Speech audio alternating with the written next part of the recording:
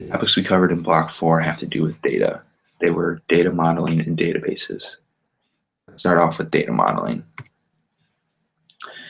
Data modeling is the creation of a data model for a computer or an information system by using data modeling techniques. A data model records, stores, and organizes the data along with how the data interacts with each other. In business terms, a data model organizes various databases such as sales lists, inventory, and customer lists. It then combines these into tools that help people run their businesses the most effectively using this data. Data modeling in its most basic form, then, is a process of creating these data models.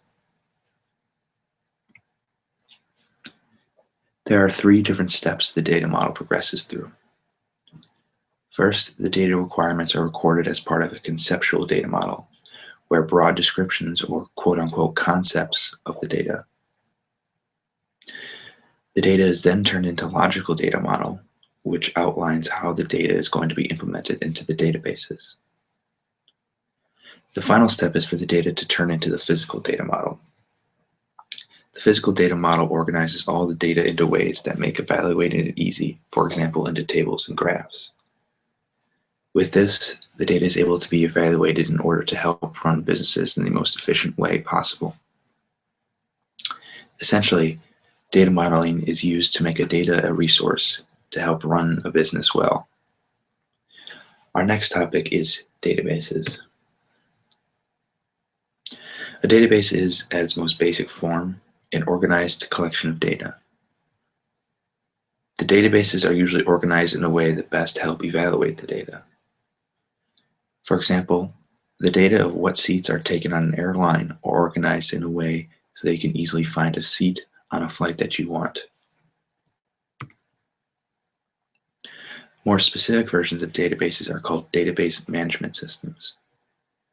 A database management system, or a DBMS, as it is often referred to as, is a specifically designed software that help interact with the database and users of it to help analyze and use data.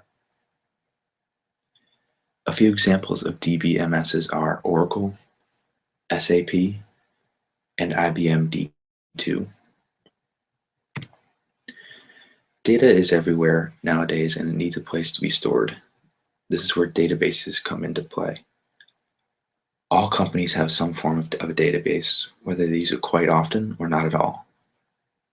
They hold information about employees, customers, sales, inventory, suppliers, and many other things. There are 3 main languages that data can be stored through. The first is data definition language, which defines data and the relationship between them. Second is the data manipulation language, which updates and deletes data when necessary. And finally, the third one is query language, which is the searching for data. So in conclusion, in Block 4, we discussed 2 topics having to do with data and how it is managed and created: data modeling and databases.